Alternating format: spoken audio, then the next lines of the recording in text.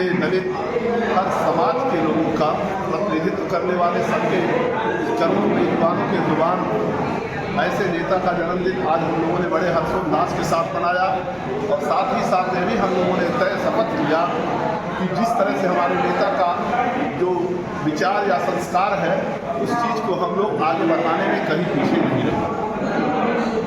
क्या कुछ समझा लिया है आपने उनके जन्मदिन पर? और साथ ही साथ यह भी तय हुआ है कि क्योंकि अभी लोकसभा का चुनाव था, इस लोकसभा के चुनाव में भारतीय जनता पार्टी इतनी बड़ी पार्टी को हराना बहुत मुश्किल का काम है, लेकिन मेरे नेता का जो कॉन्फिडेंस था, जो उनका जो वसूल और सिद्धांत था, विचार था, उस विचार से उन्होंने जनता को एक बहुत बड़ा संदेश दिया। मीडिया से लेकर के सभी समाज के लोगों को ये संदेश दिया कि आप लोग भारतीय जनता पार्टी के बहकावे में बताना, ये गरीबों का, पिछड़ों का, दलितों का और नौजवानों का जो रोजगार छीना है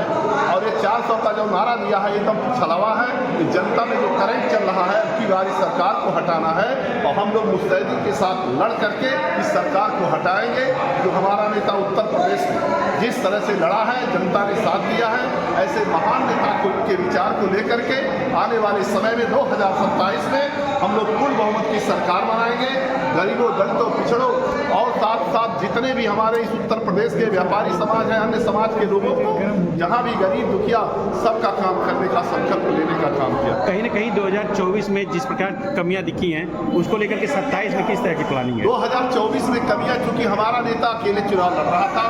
जो इंडिया गठबंधन का प्रतिनिधित्व भी किया और इस प्रतिनिधित्व में जिस तरह से उन्होंने कहा था भाजपा को हम हराएंगे, 80 की 80 सीटों पर हराने का काम करेंगे, कुछ सीटों पर इन लोगों ने बेईमानी किया और बेईमानी करने के बाद भी जनता ने आज उन्हें बहुमत से दूर कर दिया। भले ही किसी तरह जोड़ घटा करके सरकार बनाई हो, लेकिन ये सरकार आने वाले वक्त में हर हालत में सरकार अपनी कुर्सी से हट करके जाएगी और फिर पुनः ये सरकार बनेगी। और हमारी जनता को आज जनता के लिए हम लोग हर तरह से समर्पित हैं और ऐसे दिन पर जहाँ पर